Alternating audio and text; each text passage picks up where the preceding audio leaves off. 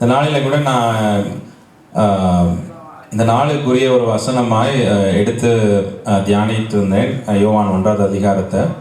But இருந்தாலும் இந்த நாளிலே கூட நான் நேற்றைய தினத்தில் உங்கள் மத்தியில் பேசின அந்த வார்த்தையை இங்கே அநேகர் வராததுனால பிரயோஜனமாக இருக்கும் என்று சொல்லி உங்கள் மத்தியில் அதை நான் பேச விரும்புகிறேன்.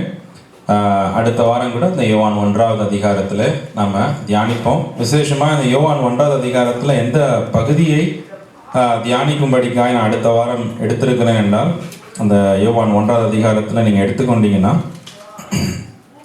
ஜஸ்ட் ஒரு நெக்ஸ்ட் வீக் வரும்போது உங்களுக்கு எந்த வசனம் அட்லீஸ்ட் மேபி நீங்கள் வாசித்து கூட வரலாம். யோவான் 1வது அதிகாரத்தில் 35 50வது வசனம் வரைக்கும் இருக்கிற அந்த சத்தியத்தை தான் நம்ம தியானிக்க போகிறோம் அடுத்த வாரம். ஸோ அதை கூட நீங்கள் முடிந்தவர்கள் வாசித்து கூட வரலாம். கர்த்தர் உங்களை ஆசீர்வதிப்பார்.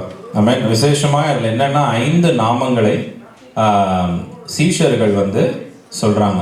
ஆண்டவராகிய இயேசு கிறிஸ்துவை குறித்து 5 நாமங்கள் வெளிப்படுத்தப்படுகிறது அங்கே.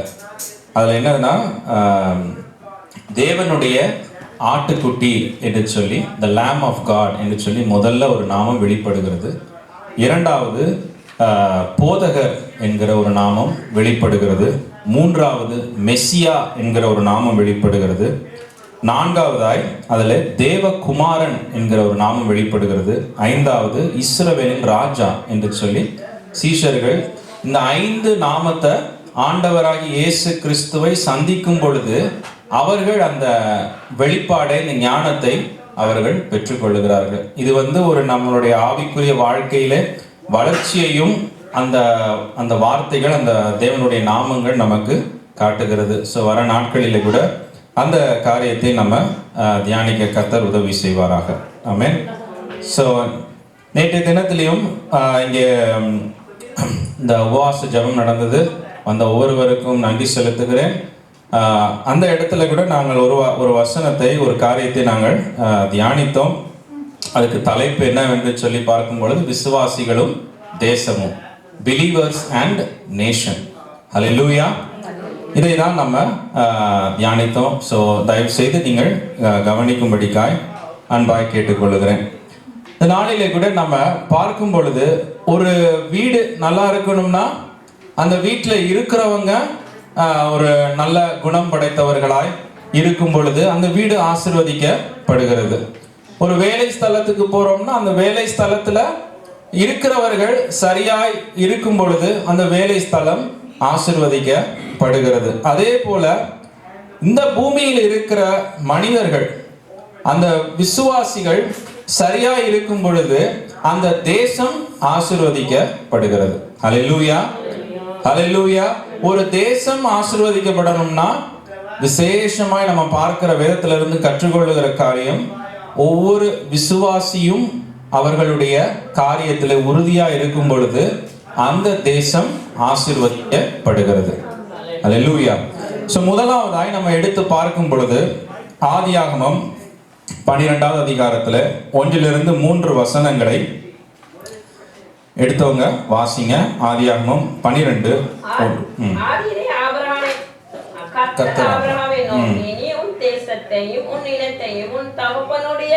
வீட்டையும் விட்டு புறப்பட்டு நான் உனக்கு காண்பிக்கும் தேசத்துக்கு போ.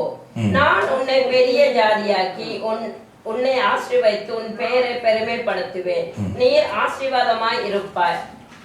உன்னை ஆசீர்வதிக்கிறவர்களை ஆசீர்வதிப்பேன், உன்னை சபிக்கிறவர்களை சபிப்பேன். பூமியில் உள்ள வம்சங்கள் எல்லாம் உனக்குள் ஆசீர்வதிக்கப்படும் என்றார். ஆமென், ஆமென். முதலாவதாய் நம்ம பார்க்கிற ஒரு காரியம், ஆண்டவர் ஒரு தேசத்தை ஆசீர்வதிக்கிறதற்கு முதலாவது தெரிந்து கொள்ளுகிற ஒரு மனுஷன், தேவனாலே ரட்சிக்கப்பட்ட ஒரு மனிதனை ஆண்டவர் தெரிந்து கொள்ளுகிறார். ஹல்லேலூயா. ஆபிரகாம் ரட்சிப்படைந்தபடியினால, ஆண்டவராகிய இயேசு கிறிஸ்துவை தேவனை ஏற்றுக்கொண்டபடியினால அவன் என்னவாய் மாறுகிறான்? தேசத்திற்கு ஒரு ஆசீர்வாதமாய் மாறுகிறான். ஆமென். ஒரு தேசம் ஆசீர்வதிக்கப்பட வேண்டும் என்றால் அங்கே ரட்சிக்கப்பட்டவர்கள் காணப்பட வேண்டும். ஒரு சின்ன ஒரு எக்ஸாம்பிள், இந்த தேசத்தை நம்ம பார்க்கிறோம். ஒரு 300-400 வருஷத்துக்கு முன்பதாக இந்த தேசத்தை ஃபாதர்ஸ், இந்த ஃபவுண்டிங் ஃபாதர்ஸ், முன்னோர்கள் அதை ஸ்தாபிக்கிறார்கள். அவர்கள் எப்படி இந்த தேசத்தை ஸ்தாபித்தார்கள்?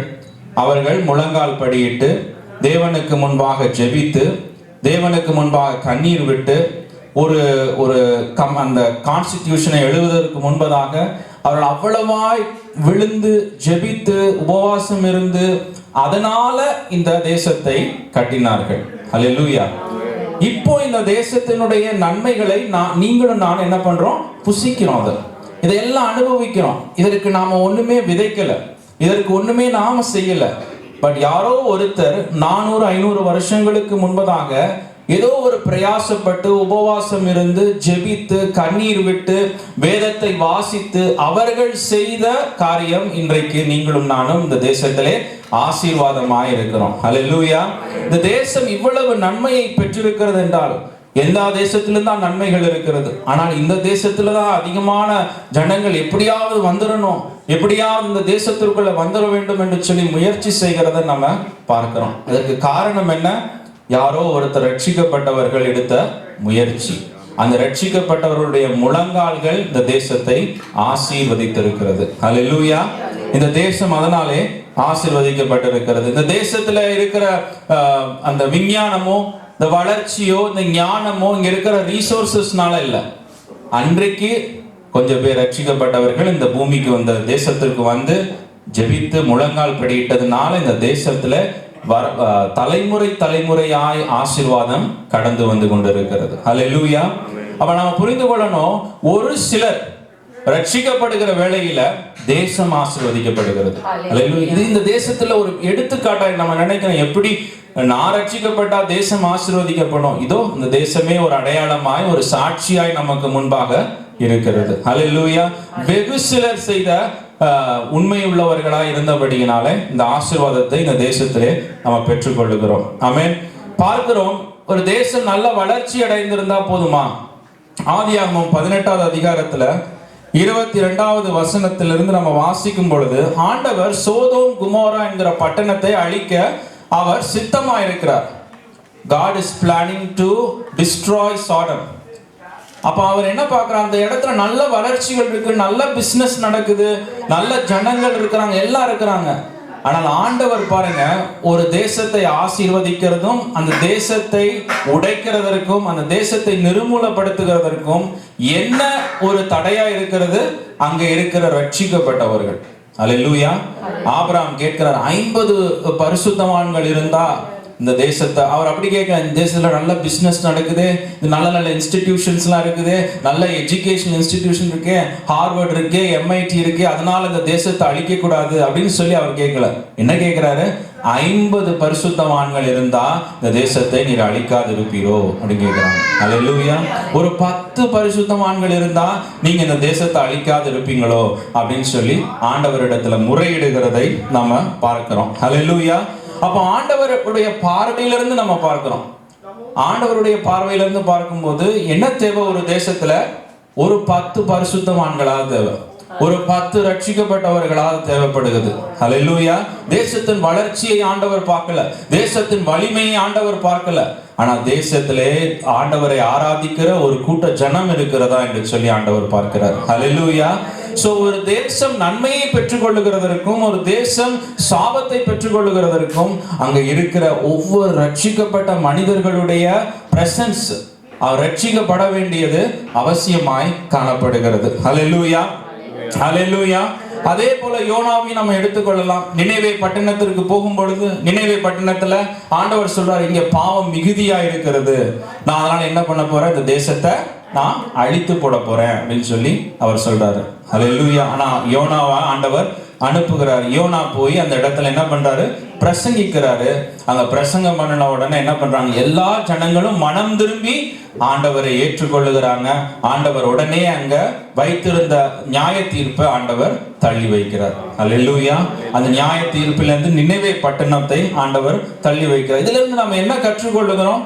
ரட்சிக்கப்பட்டவர்கள் தேசத்திலே இருக்கும் பொழுது ஆண்டவர் தேசத்தை பாதுகாக்கிறார், ஆசீர்வதிக்கிறார். ஆமென். அல்லேலூயா. சோ ஒவ்வொருவரும் இங்க இருக்கிற, நீங்க இருக்கிற ஒவ்வொருவரும் இந்த பட்டணம், இந்த தேசம் ஆசீர்வதிக்கப்பட நீங்கள் காரணமாய் இருக்கிறீர்கள். இயேசு கிறிஸ்துவை விசுவாசிக்கிறபடியினால நீங்கள் இந்த தேசம் ஆசீர்வதிக்கப்பட்டிருக்கிறது. ஹல்லேலூயா. அதான் உண்மை, அதுதான் உண்மை. வேதத்தின் பிரகாரம் அதுதான் உண்மை, சத்தியத்தின் பிரகாரம் அதுதான் உண்மை. ஆண்டவர் அதைத்தான் பார்க்கிறாரு. தேசத்துல எவ்வளோ படிச்சவங்க இருக்கிறாங்க, தேசத்துல எவ்வளோ உயர்ந்தவர்கள் பணக்காரர்கள் இருக்கிறார்கள் சொல்லி ஆண்டவர் வேதத்துல பார்க்கல.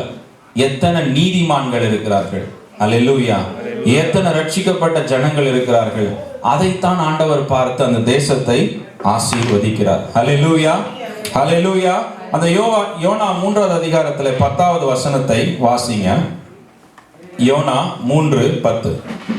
அவர்கள் தங்கள் பொல்லாத வழியை விட்டு திரும்பினார்கள் என்று தேவன் அவர்களுடைய கிரியைகளை பார்த்து தாம் அவர்களுக்கு செய்வேன் என்று சொல்லியிருந்த தீங்கை குறித்து மனஸ்தாபப்பட்டு அதை செய்யாதிருந்தார். ஆமென். அல்லேலூயா. அருமையான ஒரு வசனம். இந்த வசனம் கூறுகிறது, அவர்கள் தங்கள் பொல்லாத வழிகளை விட்டு திரும்பினார்கள் என்று தேவன் அவர்களுடைய கிரியைகளை பார்த்து தெரிந்து கொண்டார். அல்லேலூயா. மனம் திரும்பி இருக்கிறார்கள் என்பது அவர்களுடைய கிரியைகளிலே வெளிப்பட்டதுனால. அப்ப இங்க இருக்கிற ஒவ்வொருவரும், மனம் திரும்பி இருக்கிற ஒவ்வொருவருடைய வாழ்க்கையில அதற்குரிய கிரியைகள் வெளிப்படும் பொழுது ஆண்டவர் அதை பார்க்கிறார். அல்லேலூயா. ரட்சிக்கப்பட்டிருக்கிற ஒவ்வொரு மனிதனுடைய வாழ்க்கையிலும் மனம் திரும்புதல் காணப்பட வேண்டும். அப்பொழுது அதுக்கேற்ற கிரியைகள் காணப்பட வேண்டும். உன் மனம் திரும்புதலுக்கு ஏற்ற கனியை ஆண்டவர் எதிர்பார்க்கிறார். அல்லேலூயா. ரொம்ப பரிசுத்தமான் அப்படின்னு சொல்லும் பொழுது அதற்கேற்ற கனிகளை ஆண்டவர் எதிர்பார்க்கிறார். அல்லேலூயா. எல்லாரை காட்டிலும் நான் தான் ரொம்ப பெரிய பரிசுத்தவான் அப்படின்னு சொல்லும் பொழுது ஆண்டவர் அதற்கேற்ற கனிகள் எங்கன்னு சொல்லி கேட்கிறார். அல்லேலூயா. அப்ப நம்மளை ரொம்ப மிகைப்படுத்தி நம்ம பேசும் பொழுது அதற்கு ஏற்ற கனிகளையும் ஆண்டவர் எதிர்பார்க்கிறார் நம்மளிடத்திலிருந்து. ஒன்றும் தவறு இல்லை, நம்ம ரொம்ப நல்லவர்கள் என்று சொல்லுகிறதுல எந்த ஒரு தவறும் இல்லை. ஆனால் ஆண்டவர் மனம் திரும்புதலுக்கு ஏற்ற கனிகளை நான் உன்னிடத்திலிருந்து எதிர்பார்க்கிறேன். அல்லேலூயா. மனம் திரும்புதலின் கனிகள் என்ன? ஜெபிக்கிறது. ரொம்ப பரிசுத்தவான்கள்லாம் ரொம்ப நேரம் ஜெபத்துல இருப்பாங்க. கரெக்டா? அதான உண்மை? ஒத்துக்கொள்ளுகிறீங்களா? ரொம்ப பரிசுத்தவான்கள் எப்படி பரிசுத்தம்? ஒரு மனுஷன் தன்னுடைய வழியை எப்படி சுத்தம் செய்வான்? தேவனுடைய வார்த்தையினால்தான் சுத்தம் செய்ய முடியும் சொல்லி ஆண்டவருடைய வார்த்தை. அப்ப ரொம்ப பரிசுத்தவான் என்ன பண்ணியிருக்கிறாரு? ரொம்ப தேவனுடைய வார்த்தைகளிலே நேரத்தை செலவிட்டு இருக்கிறார். அல்லேலூயா. அப்ப அதான அர்த்தம். அதுக்கு ரொம்ப பரிசுத்தவான்னா ரொம்ப தேவ பிரசன்னத்தில் இருக்கிறவர்கள். ரொம்ப பரிசுத்தவான்னா தேவனுடைய வார்த்தை அதிகமாய் அவர்களுக்குள்ளே போய் கிரியை செய்து அவர்களை சுத்திகரித்து இருக்கிறது. அதனாலதான் அவர்கள் பரிசுத்தவான்கள் என்று சொல்லி நாம சொல்லுகிறோம். அல்லேலூயா. சோ அப்ப அதற்கு ஏற்ற கனிகளை ஆண்டவர் நம்மளிடத்திலே எதிர்பார்க்கிறார். உங்களிடத்துல அந்த கனிகள் இருக்கிறதா? உங்களிடத்தில் அந்த எதிர்பார்ப்பை ஆண்டவர் வைத்திருக்கிறார். இங்க இருக்கிற ரட்சிக்கப்பட்ட ஒவ்வொருவரிடத்திலும் ஆண்டவர் அந்த எதிர்பார்ப்பை வைத்திருக்கிறார். நீங்க ரட்சிக்கப்பட்டிருக்கிறீங்களா? மனம் திரும்பி இருக்கிறீங்களா? பாவ மன்னிப்பு நிச்சயத்தை பெற்றிருக்கிறீங்களா? ஆண்டவருடைய இரத்தத்தினாலே கழுவப்பட்டு இருக்கிறீங்களா? இயேசு கிறிஸ்துவை உங்களுடைய சொந்த இரட்சகராய் ஏற்றுக்கொண்டிருக்கிறீங்களா? அதை வெளிப்படுத்தி இருக்க உங்களுடைய கிரியைகளிலே வெளிப்படுத்தி இருக்கிறீங்களா? அதை அல்லேலூயா. ஆண்டவர் பார்க்கிறார். ஆமென். ஆண்டவர் உங்களுடைய இருதயத்தை நோக்கி இருக்கிறார். நீங்க அங்கேயும் இங்கேயும் நினைக்கலாம், உங்களுடைய சிந்தனை எங்கேயோ ஓடிக்கொண்டிருக்கலாம், நீங்க மறைமுகமா காணப்படலாம், ஆனால் ஆண்டவருடைய கண்கள் உங்களை உற்று நோக்கி இருக்கிறார். அல்லேலூயா. இருதயத்தின் ஆழங்களை ஆண்டவர் அறிந்திருக்கிறார். nothing is hidden from him. எனக்கு தெரியாம இருக்கலாம், நான் ஒரு குருடனை போல இருக்கலாம் அவங்க கண்களுக்கு, ஆனால் ஆண்டவருடைய கண்களுக்கு முன்பாக எல்லாம் வெளியரங்கமா இருக்கிறது என்று சொல்லி தான் வேதம் கூறுகிறது. அல்லேலூயா. சோ அப்போ நம்ம பார்க்கிறோம், ஒரு தேசம் ஆசீர்வதிக்கப்படணும்னா ரட்சிப்படைந்தவர்கள் அந்த தேசத்திலே பெருகணும். ரட்சிக்கப்பட்டவர்கள் பெருக பெருக ஆண்டவர் பாரு, 50 பேர் இருந்தா தேசத்தை அழிக்க மாட்டேன்றார், 10 பேர் இருந்தா கூட தேசத்தை அழிக்க மாட்டேன்றார். அப்ப ரட்சிப்படைந்தவர்கள் இந்த தேசத்திலே அதிகரிக்கணும். அது எப்படி அதிகரிக்கிறது? எப்படி அதிகரிக்கிறது? யோனாவை போல நம்முடைய வார்த்தைகளை போய் ஆண்டவருடைய சுவிசேஷத்தை நம்ம மற்றவர்களுக்கு சொல்லும் பொழுது அடுத்த தலைமுறை ரட்சிக்கப்படும், சுற்றி இருக்கிறவர்கள் ரட்சிக்கப்படுவார்கள். அவர்கள் ரட்சிக்கப்படும் போது தேசம் அழிவிலிருந்து தப்புவிக்கப்படும். அல்லேலூயா. இந்த தேசம் அழியக்கூடாது, இந்த தேசம் சீர்கெட்டு போய் கொண்டிருக்கிறது, இந்த குடும்பங்கள் எல்லாம் உடைந்து போயிருக்கிறது அப்படின்னு சொல்லி நம்ம நிறைய வார்த்தைகளை நம்ம பேசுகிறோம், நிறைய கம்ப்ளைண்ட்ஸை வைக்கிறோம். ஆனால் ஆண்டவர் சொல்லுகிறார், ஒரு தேசம் அழிவிலிருந்து தப்புவிக்கப்படணும்னா, தேசம் ரட்சிக்கப்படணும்னா நீ என்ன பண்ணணும்? அநேகர் மனம் திரும்ப செய்ய வேண்டும். அல்லேலூயா. அநேகர் விசுவாசத்திற்குள்ளே வரும் பொழுது அநேகர், அப்பதான் பாருங்க, ஒரு குடும்பங்கள் ஏன் உடையுது, குடும்பங்கள் ஏன் உடைந்து போகுது? ஒருத்தர் பேசுறத ஒருத்தரால ஏற்றுக்கொள்ள முடியல. அவங்களும் ஆர்கியூ பண்ண, இவங்களும் ஆர்கியூ பண்ண, அப்படியே அந்த டெம்பர் கூடி கூடி கடைசியில் என்ன ஆகுது? பிரிவினை ஏற்படுகிறது. அல்லேலூயா. இங்க இந்த தேசத்துல அதிகமா இருக்குது. அப்போ ஒரு குடும்பத்துல ஒருத்தர் ரட்சிக்கப்பட்டிருந்தாலும் ஆண்டவர் சொல்றாரு, அந்த குடும்பம் முழுவதும் ரட்சிக்கப்படுகிறது. இதனாலதான் அந்த குடும்பம் முழுவதும் காப்பாற்றப்படுகிறது. ஏன் காப்பாற்றப்பட? ஒருத்தர் அந்த சகிப்பு தன்மையில இருக்கிறதுனால, ஒருவர் ஆண்டவரை போல சகிப்பு தன்மையில் இருக்கிறதுனால அந்த குடும்பத்துல ஒரு டெம்பரேச்சர் ஏறும் பொழுது அதை உடனே கூல் டவுன் பண்ண இன்னொருத்தர் அதை ஏற்றுக்கொள்ளுகிறார்கள். அல்லேலூயா. அப்ப அந்த குடும்பம் முழுவதையும் ஆண்டவர் எப்படி ரட்சிக்கிறாரு? ஒருத்தர் ரட்சிக்கப்பட்டிருந்தா போதும். அப்ப அந்த குடும்பங்கள் உடையாதபடிக்கு, இந்த குடும்பங்கள் டிவோர்ஸ் ஆகாதபடிக்கு, இந்த குடும்பங்கள் பிள்ளைகள் சிதைந்து போகாதபடிக்கு ஆண்டவர் அதை பாதுகாத்து நடத்துகிறார். ஹல்லேலூயா, ஹல்லேலூயா. சோ அப்படியாய் பார்க்கும் பொழுது இந்த தேசத்திலே ரட்சிப்படைந்தவர்கள் அதிகரிக்க நீங்களும் நானும் தேவனுடைய சுவிசேஷத்தை நாம எடுத்து செல்லணும். Stop complaining. Stop saying things like, oh the kids are like that, the kids are like that அப்படின்னு சொல்றதை விட்டுட்டு நாம என்ன முயற்சிகளை செய்ய முடியும்? நாம இந்த சந்ததியை திருத்த என்ன முயற்சிகளை செய்ய முடியும்? நான் எப்படி ரட்சிப்புக்கு வழி வாசலை நான் திறந்து தர முடியும்? என் வீட்டை நான் எப்படி திறந்து கொடுக்க முடியும்? என் குடும்பத்தை நான் எப்படி கொடுக்க முடியும்? எனக்கு ஆண்டவர் கொடுத்திருக்கிற தாளந்துகளை எப்படி கொடுக்க முடியும்? ஆண்டவர் எனக்கு கொடுத்திருக்கிற வசதிகளை எப்படி கொடுக்க முடியும்? இந்த மாதிரி கொஸ்டின்ஸை கேட்டா அது கன்ஸ்ட்ரக்டிவா இருக்கும். உண்மையாகவே உங்க மனசு இந்த தேசம் ஆசீர்வதிக்கப்படணுங்கிற எண்ணத்தோட நீங்க இருக்கிறதா அந்த கிரியைகளில நாம கற்றுக்கொள்ள முடியும். அல்லேலூயா.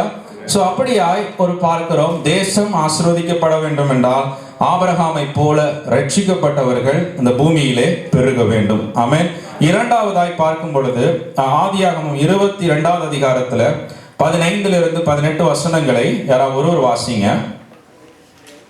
ஆதியாகமம் 22, 15 to 18. கர்த்தருடைய தூதனானவர் இரண்டாந்தரம் வானத்திலிருந்து ஆபிரகாமை கூப்பிட்டு, நீ உன் புத்திரன் என்றும் உன் ஏகசுதன் என்றும் பாராமல் அவனை ஒப்புக் கொடுத்து இந்த காரியத்தை செய்தபடியால் நான் உன்னை ஆசீர்வதிக்கவே ஆசீர்வதித்து உன் சந்ததியை வானத்து நட்சத்திரங்களைப் போலவும் கடற்கரை மணலைப் போலவும் பெருகவே பெருகப்படுவேன் என்றும் உன் சந்ததியார் தங்கள் சத்துருக்களின் வாசஸ்தலங்களை சுதந்தரித்துக் கொள்ளுவார்கள் என்றும் நீ என் சொல்லுக்கு கீழ்ப்படிந்தபடியினால் உன் சந்ததிக்குள் பூமியில் உள்ள சகல ஜாதிகளும் ஆசீர்வதிக்கப்படும் என்றும் என் பேரில் ஆணையிட்டேன் என்று கர்த்தர் சொல்கிறார் என்றார். ஆமென், ஆமென். இரண்டாவது காரியமாய் ரட்சிக்கப்பட்டவர்கள் விசுவாசிகள் தேவனுடைய வார்த்தைகளுக்கு கீழ்ப்படியும் பொழுது அவர் சொல்லுகிறார், உன் சந்ததிக்குள் பூமியில் உள்ள சகல ஜாதிகளும் ஆசீர்வதிக்கப்படும் என்று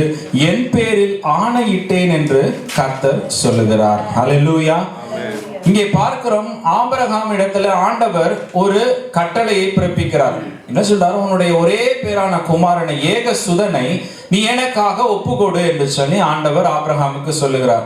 உடனே ஆபிரகாம் அதை கொஞ்சமும் தாமதிக்காமல், கொஞ்சமும் அதை சொன்னக்காம, யோசிச்சு பாருங்க, நம்ம இவ்வளோ பெரிய காரியத்தை ஆண்டவர் உன்னுடைய ஒரே பேரான குமாரனை நீ எனக்கு ஒப்புக்கொடுன்னு சொல்லி கேட்கும் பொழுது எத்தனை பேர் நம்ம எப்படியெல்லாம் சொன்னக்குவோன்னு கொஞ்சம் யோசிச்சு பார்க்கணும். கரெக்டா? உண்மைதானே? எத்தனை பேர்லாம் நம்ம ஒரு சின்ன ஒரு காரியத்தை ஆண்டவர் நம்ம இடத்துல கேட்டாலே அதை சொனக்க முடிஞ்ச அளவுக்கு நம்ம சொனக்குவோம், அதை தள்ளி போட முடிஞ்ச அளவுக்கு நம்ம தள்ளி போடுவோம். ஆனா இங்கே ஆபிரகாமை பார்க்கும்போது அடுத்த நாள் காலையில அதிகாலையில எழுந்து அவர் என்ன செய்கிறாராம்? அவர் போய் அதை செய்ய, ஆண்டவர் பிறப்பித்த அந்த கட்டளையை செய்ய அவர் முன்னாடி போகிறார் என்று சொல்லி நம்ம பார்க்கிறோம். அல்லேலூயா. அவர் அதை கத்தியை எடுத்து அவர் அவர் செய்ய வரும் பொழுது ஆண்டவருடைய சத்தத்தை அவர் கேட்கிறார். அல்லேலூயா. பிள்ளையாண்டால் மேல் உன் கைகளை வைக்காதே என்று சொல்லி ஆண்டவர் சொல்லுகிறார். அல்லேலூயா. ஆனால் இந்த இடத்துல நம்ம என்ன பார்க்கிறோம்? ஆபிரகாமுடைய கீழ்ப்படிதல், நீ என் சொல்லுக்கு கீழ்ப்படிந்தபடியினால். What really matters? என்ன நமக்கு தேவை? நம்மளுடைய சந்ததி ஆசீர்வதிக்கப்படணும், இந்த பூமி ஆசீர்வதிக்கப்படணும் என்று நினைக்கிற ஒவ்வொரு ரட்சிக்கப்பட்ட ஒவ்வொரு மனிதனுடைய இருதயத்திலும் என்ன தோணணும்? ஆண்டவருடைய வார்த்தைகளுக்கு நான் எப்படி கீழ்ப்படுகிறது? அல்லேலூயா. அதை உடனே எப்படி நான் செய்கிறது? எவ்வளவுக்கு உடனே ஆபிரகாம் ஒரு 10 வருஷம் தள்ளி போட்டிருந்தாருன்னா 10 வருஷம் கழிச்சு தான் இந்த வார்த்தை ஆபிரகாமுக்கு வந்திருக்கும். அதுக்கப்புறம் தான் ஆபிரகாம் ஆசீர்வதிக்கப்பட்டிருப்பார். ஆனா பாருங்க, அவர் உடனே முற்பட்டதுனால அவர் என்ன பண்ணுகிறார்? அந்த ஆசீர்வாதத்தை அவர் பெற்றுக்கொள்ளுகிறார். அல்லேலூயா. என்னென்ன ஆசீர்வாதங்களை அவர் பெற்றுக்கொள்ளுகிறார்? நீ உன் புத்திரன் என்றும் உன் ஏக சுதன் என்றும் பாராமல் அவனை ஒப்பு கொடுத்து இந்த காரியத்தை செய்தபடியால் நான் உன்னை ஆசீர்வதிக்கவே ஆசீர்வதித்து, உன்னை தனிப்பட்ட விதத்தில் ஆண்டவர் முதல்ல ஆசீர்வதிக்கிறாரு. இரண்டாவது, உன் சந்ததியை வானத்து நட்சத்திரங்களைப் போலவும் கடற்கரை மணலைப் போலவும் பெருக பண்ணுவேன் என்றும் உன் சந்ததியார் தங்கள் சத்துருக்களின் வாசல்களை சுதந்தரித்துக் கொள்ளுவார்கள் என்றும் ஆண்டவர் வாக்குத்தத்தம் கொடுக்கிறார். அல்லேலூயா, அல்லேலூயா. உங்களுடைய நன்மைகளை குறித்தும் ஆண்டவர் இந்த இடத்துல பேசுகிறார். உங்கள் பிள்ளைகளின் நன்மைகளை குறித்தும். ஒரு பிள்ளைக்கு ஒரு பிள்ளை பிறக்கணும்னா கல்யாணம் ஆகணும், எல்லாம் கரெக்டா நடக்கணும், எல்லாம் கரெக்டா நடந்து அதுக்கப்புறம் தான் அந்த பிள்ளையை பெற்றெடுக்கிற ஒரு சூழ்நிலை வருகிறது. அல்லேலூயா. அப்ப பார்க்கிறோம், அந்த ஆசீர்வாதத்தையும் ஆண்டவர் என்ன வைத்திருக்கிறார்? நீ கீழ்ப்படிந்தபடியினால், because you obeyed me, அதனால தான் நான் அவர்களை ஆசீர்வதிக்கிறேன். அல்லேலூயா.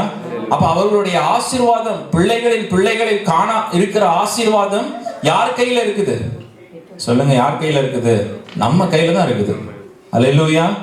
நம்மளுடைய கீழ்ப்படிதல் தான் பிள்ளைகளுடைய ஆசீர்வாதம் அடங்கி இருக்குது. இன்னைக்கு அநேகருக்கு அது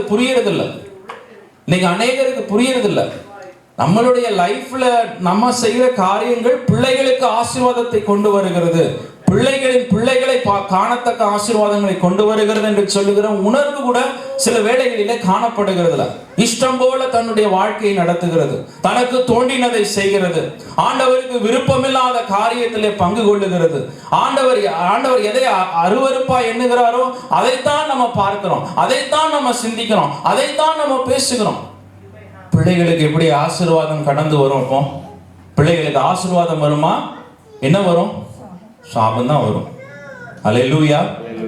நமக்கு அது காரணமா இருக்க கூடாது. இந்த நாளில் ஒரு தீர்மானத்தை எடுப்போம். ஆபிரகாமை போல இந்த பிள்ளைக்கு நான் ஆசீர்வதிக்கப்படணும், என் வேலை ஸ்தலம் ஆசீர்வதிக்கப்படணும், என் குடும்பம் ஆசீர்வதிக்கப்படணும். உண்மையாவே அக்கறை இருக்கா உங்களுக்கு? உங்க குடும்பம் ஆசீர்வதிக்கப்படணும்னு, உங்க பிள்ளைகள் உண்மையாகவே ஆசீர்வதிக்கப்படணுங்கிற அக்கறை உங்களுக்கு இருக்குதா? இந்த தேசம் ஆசீர்வதிக்கப்படணுங்கிற அக்கறை உங்களுக்கு இருக்குதா? அப்ப நீங்க என்ன பண்ணணும்? அவருடைய வார்த்தைகளுக்கு நான் எப்படி கீழ்ப்படியலாம் அப்படிங்கிற ஒரு எண்ணம், ஒரு சிந்தை எப்பொழுதும் உங்களுக்குள்ள காணப்படணும். அல்லேலூயா. இந்த தேசம் எப்படி போனாலும் பரவாயில்ல, என் குடும்பம் எப்படி போனாலும் பரவாயில்ல, என் பிள்ளைகள் எப்படி போனாலும் பரவாயில்ல, நான் இருக்கிற மாதிரியே இருக்க போகிறேன் அப்படின்னு நினைத்தோம்னா அது ஆண்டவருக்கு விரோதமான ஒரு சிந்தையாய் காணப்படுகிறது. அல்லேலூயா. ரட்சிக்கப்பட்டவர்களுக்குள்ள அப்படி ஒரு சிந்தனையே வராது. உண்மையாக ஆண்டவரை ஏற்றுக்கொண்டவர்களுக்கு அப்படி ஒரு சிந்தனையே வராது. எப்படி இந்த நான் ஆசீர்வாதத்தின் வாய்க்காலாக இருக்க முடியும் தான் அவங்க யோசிப்பாங்க. எப்படி என் குடும்பத்திற்குள்ள நான் ஆசீர்வாதத்தை கொண்டு வர முடியும் தான் யோசிப்பாங்க.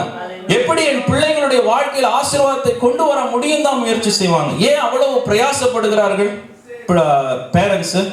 இந்த பிள்ளைகள் ஆசீர்வாதமா இருக்கணும். அது எங்க இருந்து வருது? நம்மளுடைய நம்மளுடைய முயற்சிகளினால இந்த பிள்ளைகள் என்ன பண்றாங்க?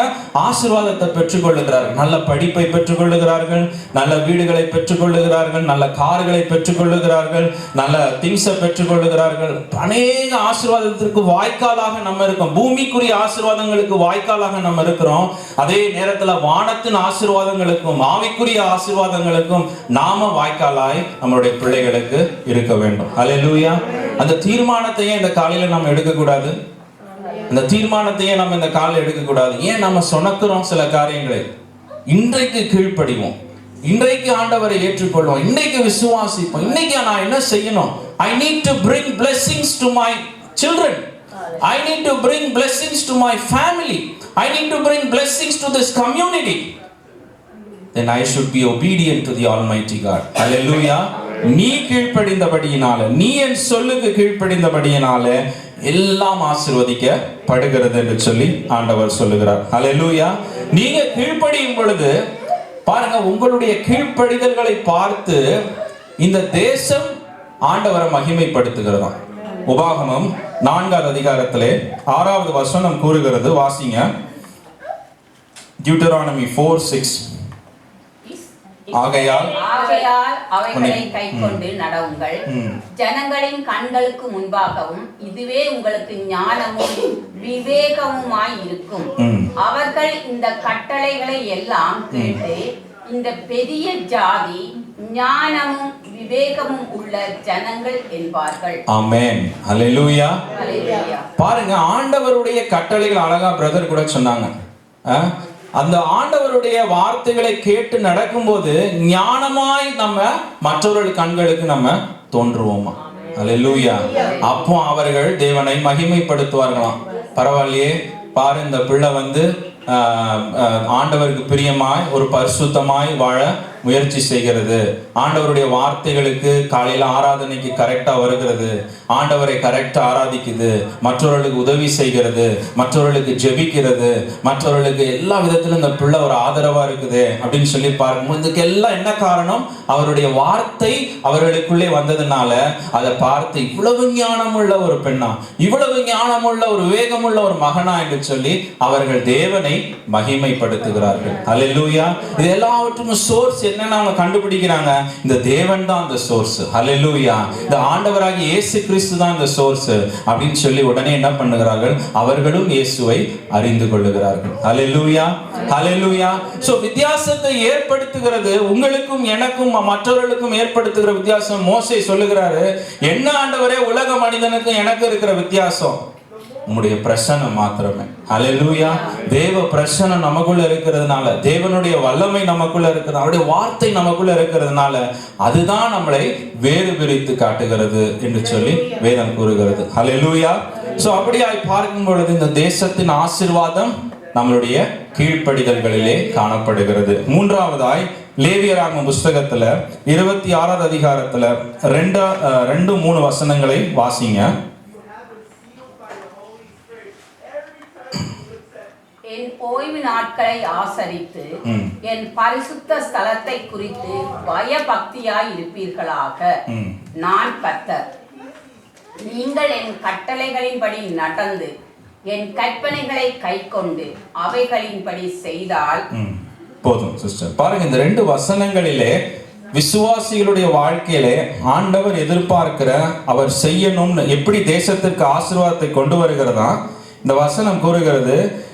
என் ஓய்வு நாட்களை ஆசரித்து என் பரிசுத்த ஸ்தலத்தை குறித்து பயபக்தியாய் இருப்பீர்களாக. ஆமென். ஹல்லேலூயா. ஓய்வு நாளை அனுசரிக்கணும், அதை ஆசரிக்கணும். அதுக்கு நம்ம வந்து பயபக்தியா அதுல பங்கு கொள்ளுகிற ஒரு காரியமும் நம்ம வாழ்க்கையில காணப்படணும். ஹல்லேலூயா. ஏதோ வந்தோம் போனோம் அப்படிங்கிற மாதிரி எண்ணத்தோடு, அந்த நீரோட்டத்தோடு, அந்த எண்ண சிந்தனைகளோடு அப்படி நம்ம வரக்கூடாது. ஹல்லேலூயா. இது வந்து ஒரு என்ன சொல்றது, இது ஒரு சங்கம் இல்லை, ஒரு தமிழ் சங்கம் இல்லை. இது இங்கே தமிழ் மக்கள் தான் வரணும், அந்த ஜனங்க தான் வரணும், இந்த ஜனங்கள் தான் வரணும் என்று சொல்லி நினைக்கிற இடம் கிடையாது. ஹல்லேலூயா. இது தேவனை ஆராதிக்கிற ஒரு ஸ்தலமாய் காணப்படுகிறது. தேவனை இந்த இடத்துல வந்து அவருடைய சத்தத்தை கேட்கும்படிக்கு தான் அந்த இடத்துல நம்ம வரோம். இங்கே வந்து ஏதோ நம்ம ஊருக்காரங்க வந்திருக்கிறாங்க, ஒரு 5 பேர், கொழம்புலேருந்து 5 பேர் வந்திருக்கிறாங்க, கண்டிலேருந்து 5 பேர் வந்திருக்கிறாங்க, இவங்கெல்லாம் எங்க செட்டு அப்படின்னு சொல்லிட்டு இருக்கிறதுக்கு ஆண்டவர் நம்மளை இங்கே அழைத்திருக்கிறாரு. ஹல்லேலூயா. இந்த இனத்தை வைத்து, மொழியை வைத்து, இந்த பாரம்பரியங்களை வைத்து ஆண்டவர் நம்மளை அப்படியாய் இந்த இடத்துல கூட்டி சேர்க்கல. ஹல்லேலூயா. ஜீவனுள்ள தேவனை ஆராதிக்கும்படிக்காய் இந்த இடத்துக்கு வந்திருக்கிறோம். ஹல்லேலூயா. ஹல்லேலூயா.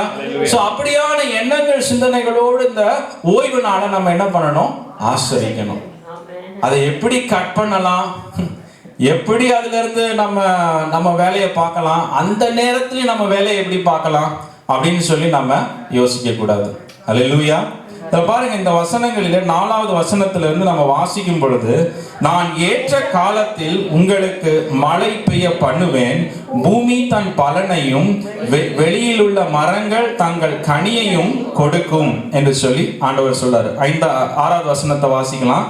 தேசத்தில் சமாதானத்தை கட்டளையிடுவேன், தத்தளிக்க பண்ணுவார் இல்லாமல் படுத்துக் கொள்வீர்கள், துஷ்ட மிருகங்களை தேசத்தில் இராதபடிக்கு ஒழிய பண்ணுவேன், பட்டயம் உங்கள் தேசத்தில் உலாவுவதில்லை. பாருங்க, தேசம் எப்படி ஆசீர்வாதத்தை பெற்றுக் கொள்ளுகிறதுன்னு தான் இந்த நாள்ல நம்ம தியானிக்கிறோம். நாம ஆசீர்வாதத்தை பெற்றுக்கொள்ளுகிறது அது ஆண்டவர் நமக்கு கொடுக்கிற ஒரு கிருபையா இருக்குது. ஆனா தேசம் ஆசீர்வதிக்கப்படுகிறது. எப்படி ஆசீர்வதிக்கப்படுகிறது? எல்லாரும் சேர்ந்து வாசிக்கலாம். தேசத்தில் சமாதானம் கட்டளையிடுவேன், தத்தளிக்க பண்ணுவார் இல்லாமல் படுத்துக் கொள்வீர்கள், துஷ்ட மிருகங்களை தேசத்தில் இராதபடிக்கு ஒழிய பண்ணுவேன், பட்டயம் உங்கள் தேசத்தில் உலாவுவது இல்லை. அல்லேலூயா. அதற்கு காரணம் என்னவா?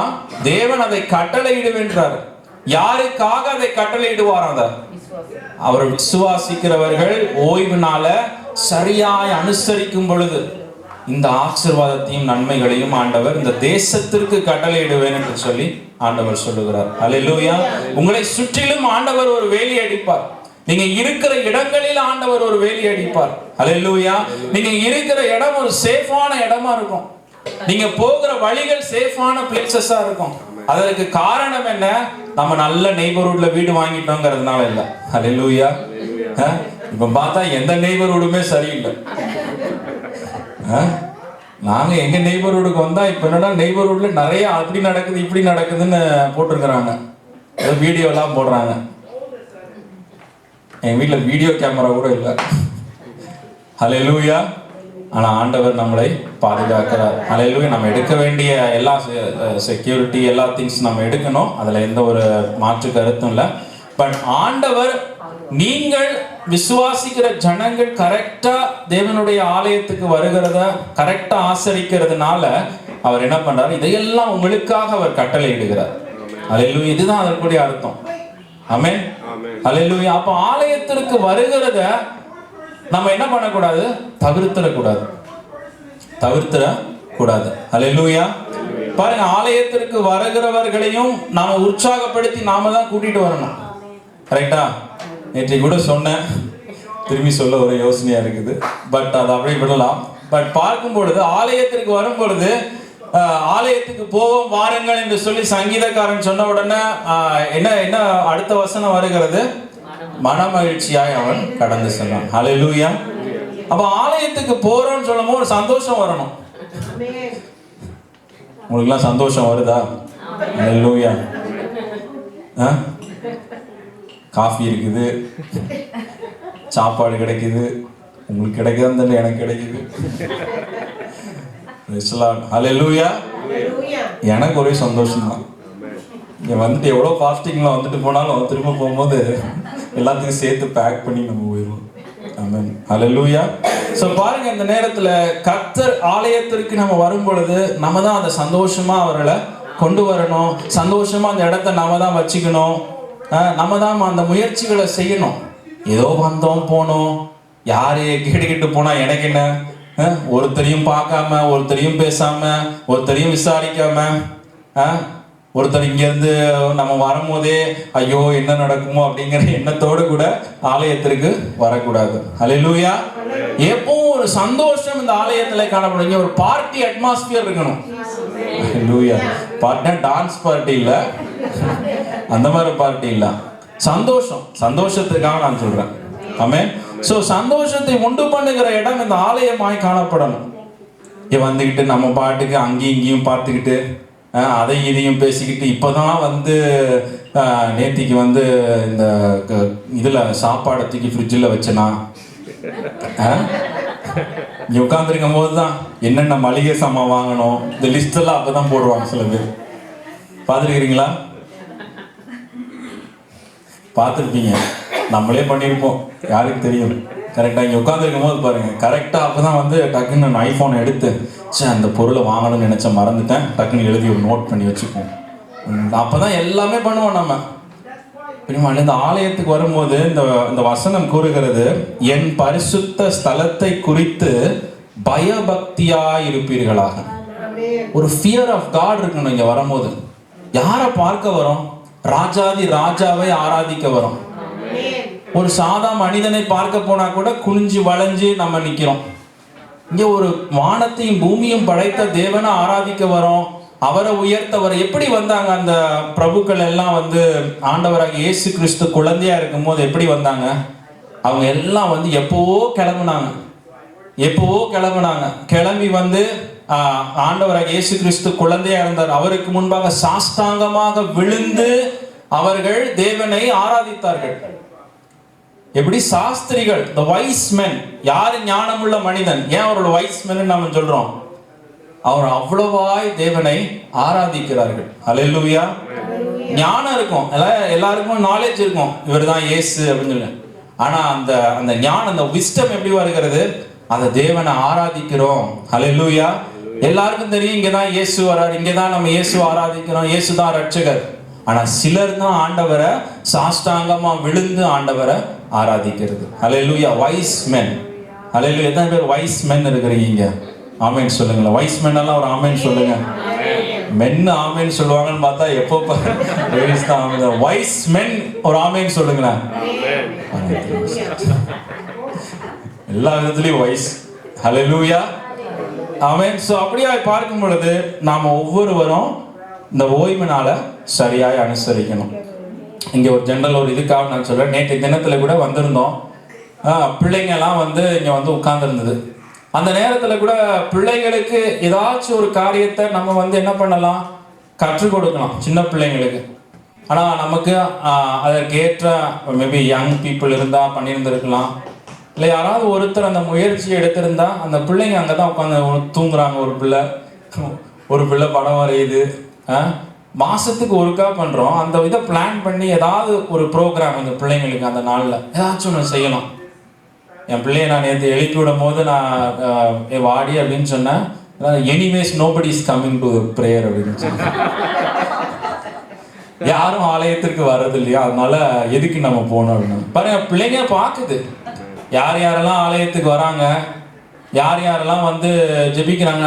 நான் நினைக்கிறேன், நான் தமிழை பேசுறேன்னு நினைக்கிறேன், நான் என்ன பிரசங்கம் பண்ணேன்னு சொல்லிட்டு கிளியரா என் பிள்ளைங்க அப்படியே நோட் பண்ணி அப்புறமா வந்து என்கிட்ட சொல்லுதுங்க. ஆமே.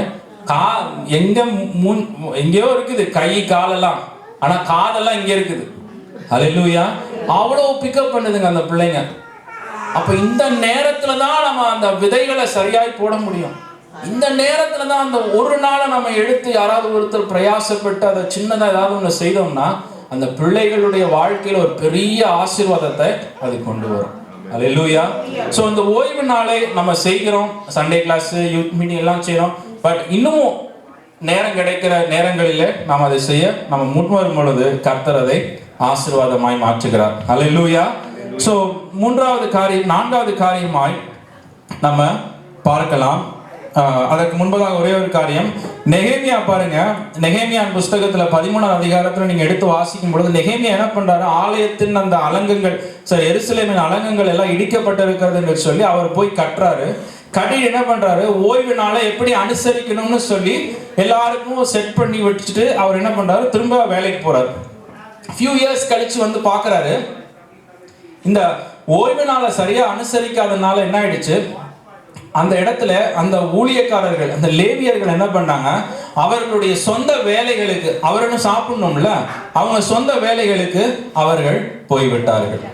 அப்ப ஆலயத்துல அட்டெண்டன்ஸ் இல்லாத போது என்ன ஆகுது, அவங்க சொந்த வேலைக்கு அவங்க போய் வேலையை பார்க்க வேண்டியதாயிடுது. ஸோ வேலையை பார்க்க போன உடனே திரும்ப வந்து பார்க்குறாரு. இங்கே பார்த்தா எல்லாரும் அன்னைக்கு தான் நல்ல பிஸ்னஸ் நடக்குது, அன்னைக்கு தான் நல்ல வேலை செய்கிறாங்க எல்லாரும்.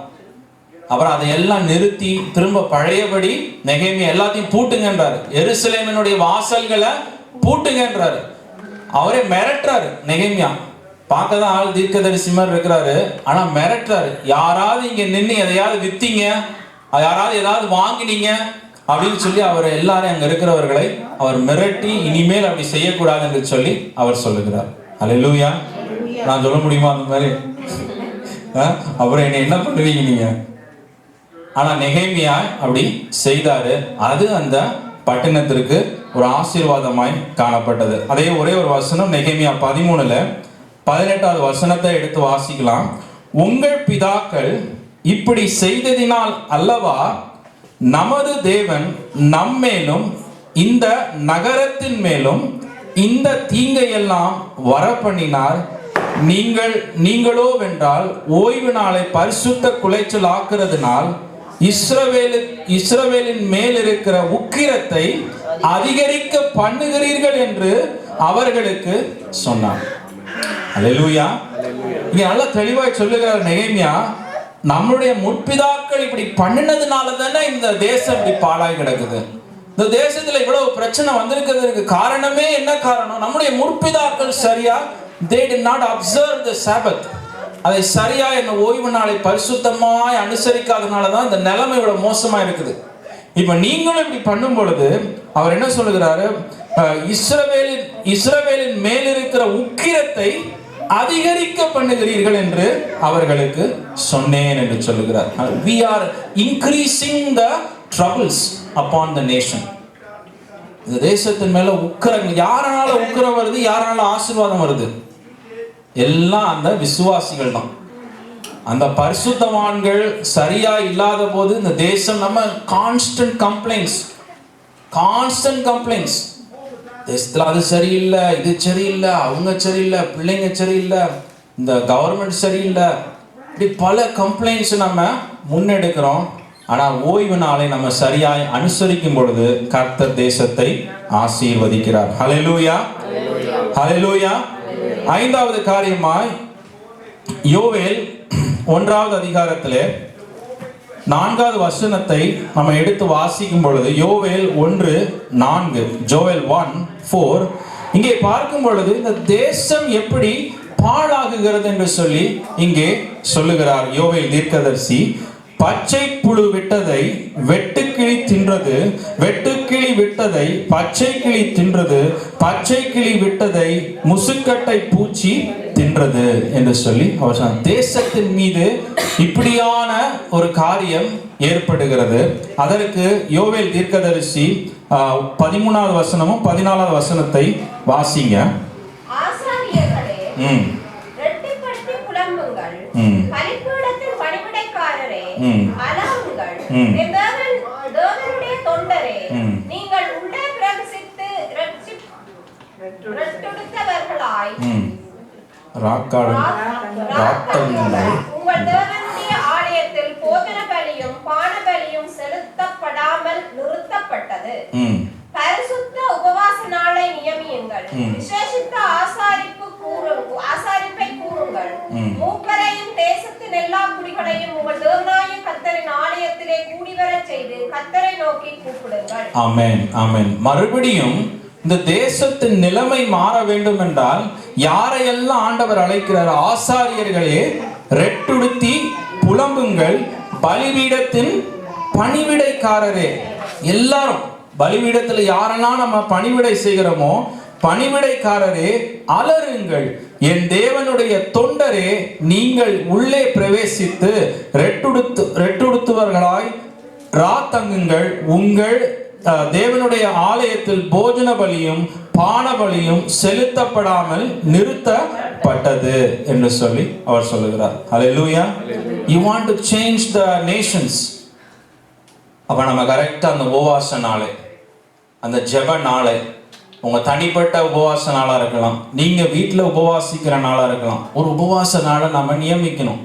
இங்க வர முடியல, வரணும் வரக்கூடாது, அதை பத்தி இது இல்லை. உபவாச நாள் நம்மளுடைய வாழ்க்கையில காணப்பட வேண்டும். ஹல்லேலூயா. எவ்ரி பிலீவர், ஒவ்வொரு விசுவாசியினுடைய வாழ்க்கையிலும் உபவாச நாள் காணப்படணும். ஆண்டவர் சொல்றாரு, இந்த தேசத்தின் நிலைமை மாற வேண்டும் என்றால் எல்லாரும் என்ன பண்ணணுமா? உபவாசத்தை கூட்டுங்கள் என்று சொல்லி அவர் சொல்லுகிறார். ஹல்லேலூயா.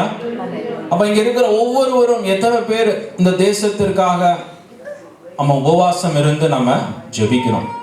ஹல்லேலூயா. எத்தனை பேர் ஜெபிக்கிறோம்? முதல்ல எத்தனை பேர் உண்மையாகவே தேசத்தை ஆசீர்வதிங்க ஆண்டவரேன்னு நம்ம எத்தனை பேர் ஜெபிக்கிறோம்? நாம உபவாசம் இருந்து நாம ஜெபிப்போம் என்றால் ஆண்டவர் வழிகளை திறப்பார். நெகேமியாவை பாருங்க, சும்மா ஆண்டவரே எருசலேமின் அலங்கம் இடிபட்டிருக்குது, ஐயோ தேசம் இப்படி ஆயிப்போச்சு, ஓ வழிபோக்கர்கள் எல்லாம் வந்து திருடுறாங்களே, ஓ திருட்டு பயம் ஜாஸ்தி ஆயிடுச்சு, ஐயோ பாவம் அப்படின்னு சொல்லிட்டு இருந்தாரு. அவர் உடனே உபவாசம் இருந்து அவர் ஜெபம் பண்ணுகிறார்.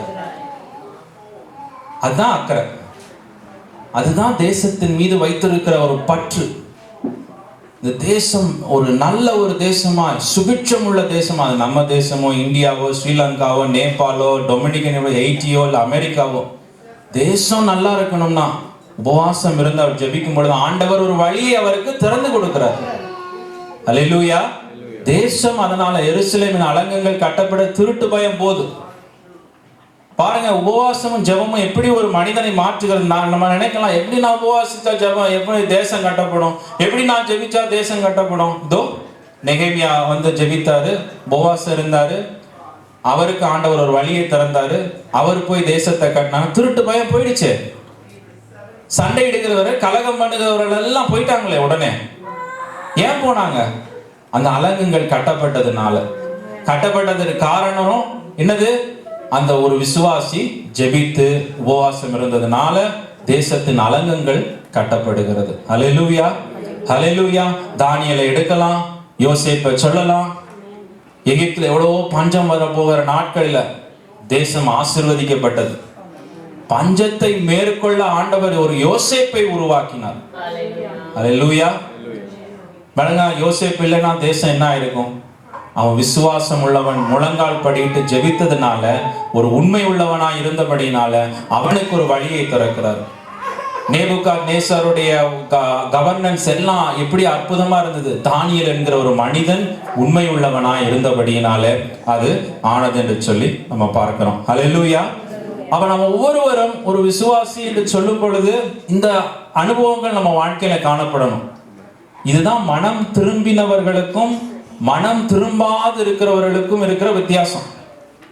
மனம் திரும்பினவர்கள் உண்மையாகவே ஆண்டவரை நேசிக்கிறவர்கள், உண்மையாகவே ஜனங்கள் நல்லா இருக்கணும் என்று சொல்லி நினைக்கிறவர்கள், உண்மையாகவே இந்த தேசம் ஆசீர்வதிக்கப்படணும், என் பட்டணம் ஆசீர்வதிக்கப்படணும், என்னை சுற்றி இருக்கிற ஜனங்கள் எல்லாம் ஆசீர்வதிக்கப்படணும், இந்த பிரைம் மினிஸ்டர் பிரசிடென்ட் ஆசீர்வதிக்கப்படணும் அப்படின்னு நினைக்கிறவங்க என்ன பண்ணுவாங்க? ஜெபத்திலே அவங்களுடைய நேரத்தை செலவிடுவார்கள். ஆண்டவர் வழிகளை திறந்து கொடுப்பார். ஹல்லேலூயா. கடைசி காரியமாய் மல்கியா 3வது அதிகாரத்துல 8-12 வசனத்தை யாராவது ஒருத்தர் வாசிங்க. இதுதான் கடைசி பகுதி. மனுஷன் தேவனை வஞ்சிக்கலாமா? நீங்களோ என்னை வஞ்சிக்கிறீர்கள். எதனால் உம்மை வஞ்சித்தோம் என்கிறீர்கள்? தசமதானத்திலும் காணிக்கையிலும் தானே. நீங்கள் சபிக்கப்பட்டவர்கள், ஜனத்தாரில் நீங்கள் எல்லாருமே என்னை வஞ்சித்தீர்கள். என் ஆலயத்தில் ஆகாரம் உண்டாயிருக்கும் படிக்கு தசமதானங்கள் எல்லாம் பண்டகசாலையிலே கொண்டு வாருங்கள். அப்போது நான் வானத்தின் பலகணியை திறந்து இடங்கொள்ளாமல் போகும் மட்டும் உங்கள் மேல் ஆசீர்வாதத்தை வர்ஷிக்க மாட்டேனோ என்று, அதனால் என்னை சோதித்து பாருங்கள் என்று சேனையின் கர்த்தர் சொல்லுகிறார். பூமியின் கனியை பட்சித்து போடுபவர்களே, நீங்கள் நியமித்த உங்கள் நிமித்தம் இங்க பாருங்க, நீங்க நினைக்கலாம் எப்படி வந்து நான் ஆண்டவருக்கு சரியாய் செலுத்த வேண்டியது நீங்க இது ஏதோ காணிக்கை தசன பாந்தம், எப்படி தேசம் ஆசீர்வதிக்கப்படுகிறது, எப்படி ஒரு விசுவாசியினுடைய கிரியைகளினால தேசம் ஆசீர்வதிக்கப்படுகிறது என்கிற ஒரு காரணத்துல நம்ம பார்க்கிறோம். இங்க பார்க்கும் பொழுது தேசத்துக்கு இப்பதான் ஆசீர்வாதம் வருது. இதற்கு முன்பாக வரைக்கும் உங்களுக்கு வானத்தின் பலகணிகளை திறந்து இடம் கொள்ளாது போகும் மட்டும் நான் உன்னை ஆசீர்வதிப்பேனோ என்று சொல்லி நீ என்னை சோதித்து பாருன்னு சொல்லி ஆண்டவர் சொல்றாரு. 11வது வசனத்துல தேசம் ஆசீர்வதிக்கப்பட பூமியின் கனியை பட்சித்து போடுகிறவர்களை உங்கள் நிமித்தம் கண்டிப்பேன், அவைகள் உங்கள் நிலத்தின் பலனை அழிப்பதில்லை, வெளியில் உள்ள திராட்சை கொடி பழம் இல்லாமல் போவதும் இல்லை என்று சேனைகளின் கர்த்தர் சொல்லுகிறார். அப்பொழுது எல்லா ஜாதிகளும் உங்களை பாக்கியவான்கள் என்பார்கள், தேசம் விரும்பப்படத்தக்கதாய் இருக்கும் என்று சேனைகளின் கர்த்தர் சொல்லுகிறார். Land will be a delightful land. தேசம் எப்படி இருக்குமா? அருமையான வார்த்தை, விரும்பப்படத்தக்கதா இருக்கும். இந்த தேசம் விரும்பப்படத்தக்கதா இருக்குதா? ஆமென். விரும்பப்படத்தக்கதா தானே இருக்குது, இன்னமும் இருக்குது. இன்னமும் delightful land. Oh what a beautiful blessed country. எல்லாமே அனுபவிக்கலாம், எல்லாமே இருக்குது. எங்க போனாலும் பார்த்தா அருமையான பியூட்டிஃபுல் பிளேசஸ் இருக்குது, நல்ல இடங்கள் இருக்கு, விசாலமான இடங்கள் இருக்குது. எல்லா விதத்திலையும் பார்த்தா ஒரு நெரிசல் இல்லை. நம்ம ஊர்ல எல்லாம் போனா இடமே இருக்காது. இங்க பார்த்தா என்னடான்னா நல்ல பறந்து விரிந்த ரோடு, பறந்து விரிந்த இடங்கள் எல்லாமே இந்த தேசத்துல ஆண்டவர் வைத்திருக்கிறார். ஒரு டிலைட்ஃபுல் லேண்ட் ஆண்டவர் வைத்திருக்கிறார். அல்லேலூயா. விருப்பப்படத்தக்கதா இருக்கும் என்று சேனைகளின் கர்த்தர் சொல்லுகிறார் என்று சொல்லி வேத வசனம் கூறுகிறது. ஹல்லேலூயா, ஹல்லேலூயா. நாம இதுல உண்மை உள்ளவர்களாய் காணப்பட வேண்டும். ஹல்லேலூயா. இதுல நாம ஆண்டவருக்கு உண்மை உள்ளவர்களாய் காணப்பட வேண்டும். இதெல்லாம் தேசத்தை ஒரு விதத்துல அதை எப்படி பண்ணுது? ஆண்டவர் கட்டளையிடுவேன் என்று சொல்லி அவர் சொல்லுகிறார். ஹல்லேலூயா. இந்த பட்சித்து போடுகிறது, இந்த திருடிட்டு போகிற காரியங்களை நான் என்ன பண்ணுவேன்? கண்டித்து அதை நிறுத்துவேன் என்று சொல்லி ஆண்டவர் சொல்லுகிறார். ஹல்லேலூயா. எப்போ நல்ல டெக்னாலஜி வளர்ந்தாவா, நல்ல உயரமான பில்டிங் வந்தாவா, இல்ல நிறைய பெரிய எஜுகேஷன் இன்ஸ்டிடியூஷன் வந்தாவா?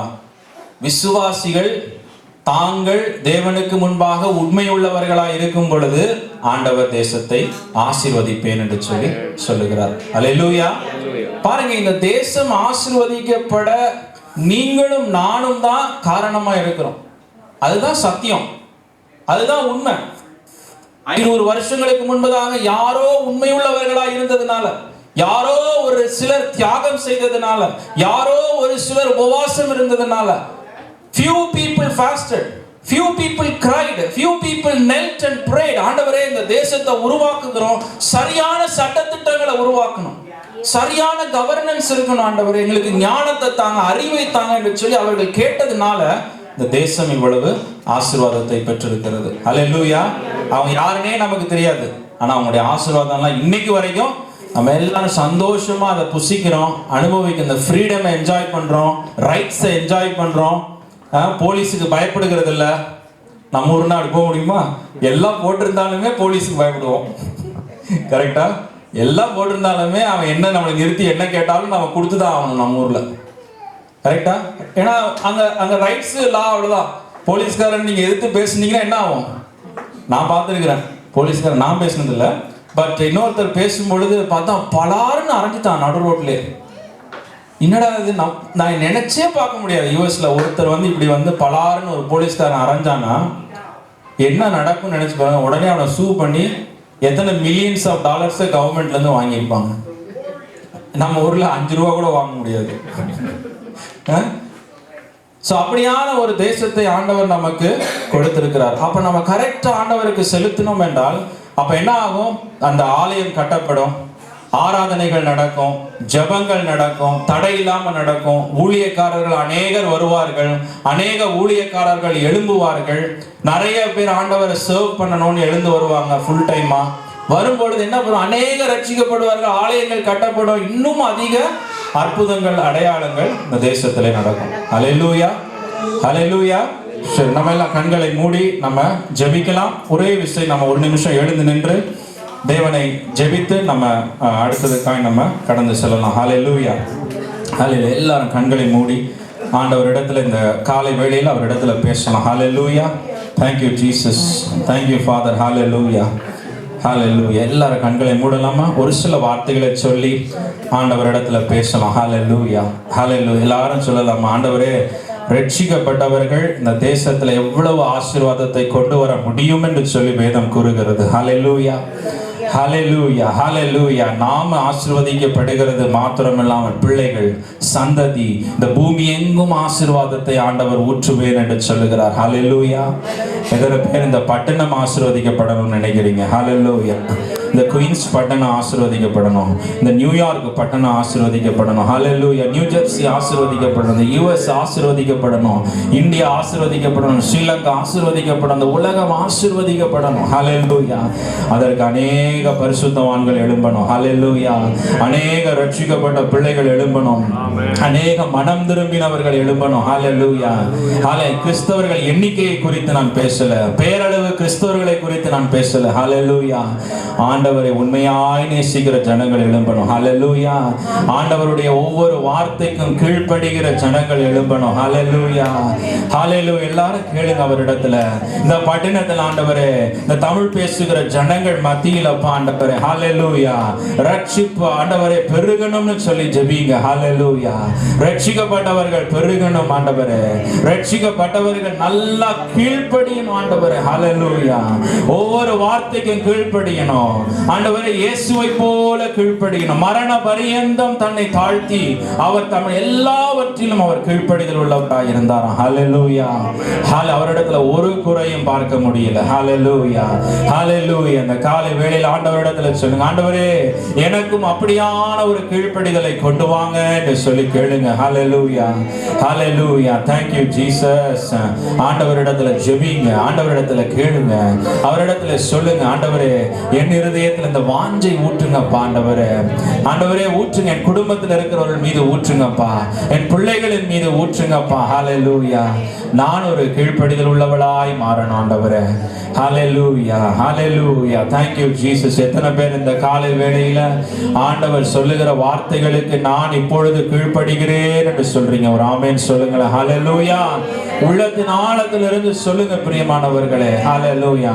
ஆண்டவர் உங்களுடைய வாஞ்சையை தான் பார்க்கிறாரு, உங்களுடைய தாகத்தை தான் பார்க்கிறாரு, ஹalleluya. அந்த தாகம் கூட இல்லையா உங்களுக்குள்ள, ஹalleluya. அந்த வாஞ்சை கூட உங்களுக்குள்ள இல்லையா, ஹalleluya. சத்தத்தை உயர்த்தி சொல்லலாமே, ஹalleluya. இயேசுவே கீழ்ப்படிதலை எனக்குள்ள உண்டு பண்ணுங்க, கீழ்ப்படிதலை உண்டு பண்ணுங்கப்பா, ஹalleluya. ஆண்டவரே உமக்காக வாழ எனக்கு உதவி செய்யுங்க, உம்மை போல வாழ எனக்கு உதவி செய்யுங்கப்பா, ஹalleluya, ஹalleluya. இந்த ஓய்வு நாளை ஆண்டவரே அனுசரிக்க எனக்கு உதவி செய்யுங்கப்பா. ஆண்டவருடைய வார்த்தைகள் வெறுமையாய் போகாது பிரியமானவர்களே, ஹalleluya. அவர் வாக்கு பண்ணி இருக்கிறார், கட்டளை இடுவேன் என்று சொல்லி இருக்கிறார், ஹalleluya. ஆண்டவரிடத்துல கேளுங்க, இயேசுவே எனக்கு இந்த ஓய்வு நாளை அனுசரிக்க எனக்கு உதவி செய்யுங்க என்று சொல்லி கேளுங்க, ஹalleluya, ஹalleluya. கூட்டம் கூடுவதற்காய் அல்ல, அதை பயபக்தியாய் நம்ம அவருடைய பரிசுத்த ஸ்தலத்திலே நாம் அதை செய்வதற்கு, ஹalleluya, ஹalleluya. ஒரு பயபக்தி பிரியமானவர்களே, ஹalleluya. ஆலயத்திற்கு சரியாய் வர வேண்டும், ஆலயத்திற்கு சரியாய் நான் கடந்து வரணும், ஆலயத்தில் செய்ய வேண்டிய எல்லா உபகாரியங்களையும் நான் சரியாய் செய்ய வேண்டும், ஹalleluya, ஹalleluya.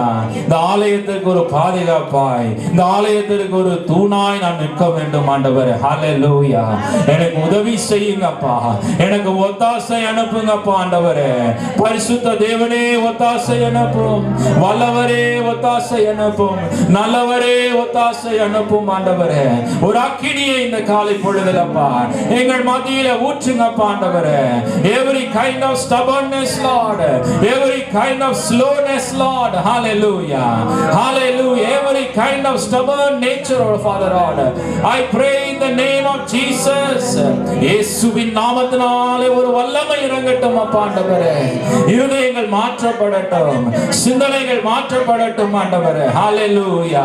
பிள்ளைகளுக்காக உங்களுடைய எல்லா விதமான பெருமைகளை தியாகம் செய்யுங்க பிரியமானவர்களே, ஹalleluya. உங்கள் குடும்பத்திற்காக உங்களுடைய பெருமைகளை தியாகம் செய்யுங்க, ஹalleluya. உங்களை அர்ப்பணியுங்க, ஹalleluya. உங்களை அர்ப்பணியுங்க. பிள்ளைகள் மீது கோபம் கொள்ளாதீங்க, பிள்ளைகள் மீது எரிச்சல் கொள்ளாதீங்க, மற்றவர்கள் மீது கோபம் கொள்ளாதீங்க. நீங்க உங்களை தேவனுக்கு தியாகம் செய்யுங்கள், ஹalleluya. உங்களை தேவனுக்கு தியாகம் செய்யுங்கள், ஹalleluya. Thank you Jesus, thank you Father. உம்மை நன்றியோடு நாங்கள் ஸ்தோத்திரிக்கிறோம் ஆண்டவரே. ஆண்டவரிடத்துல சொல்லுங்க, இந்த உபவாச நாட்களை நான் அனுசரிப்பேன் என்று சொல்லுங்க, ஹalleluya. இந்த தேசம் நல்லா இருக்க ஆண்டவரே, நான் ஜெபித்தா மாறும் என்று சொல்லி வேதம் கூறுகிறது ஆண்டவரே. ஆண்டவரே, நான் ஜெபித்தான் உபவாசம் இருந்தா அந்த தேசம் மாறும், இந்த பட்டணம் மாறும், இந்த ஆலயம் மாறும், இந்த குடும்பம் மாறுமே ஆண்டவரே. ஹalleluya, hallelujah. Thank you Jesus, thank you Father. Hallelujah. கூடுமே, எல்லாம் கூடுமே, உம்மாலே எல்லாம் கூடும், கூடாதது ஒன்றுமில்லை, உம்மால் கூடாதது ஒன்றுமில்லை. கூடுமே, எல்லாம் கூடுமே, உம்மாலே எல்லாம் கூடும், கூடாதது ஒன்றுமில்லை, உம்மால் கூடாதது ஒன்றுமில்லை. கூடுமே, கூடுமே, உம்மால் கூடுமே, கூடாதது எல்லாம் கூடாதது ஒன்றுமில்லை, உம்மால் கூடாதது எதுவும் இல்லை. கூடுமே, எல்லாம் கூடுமே, உம்மாலே எல்லாம் கூடும், கூடாதது எதுவும் இல்லை, உம்மால் கூடாதது எதுவும் இல்லை. ஹalleluya. தேவனால் எல்லாம் கூடும். ஆமென். ஹalleluya. நம்ம எல்லாம் உட்காரலாம்.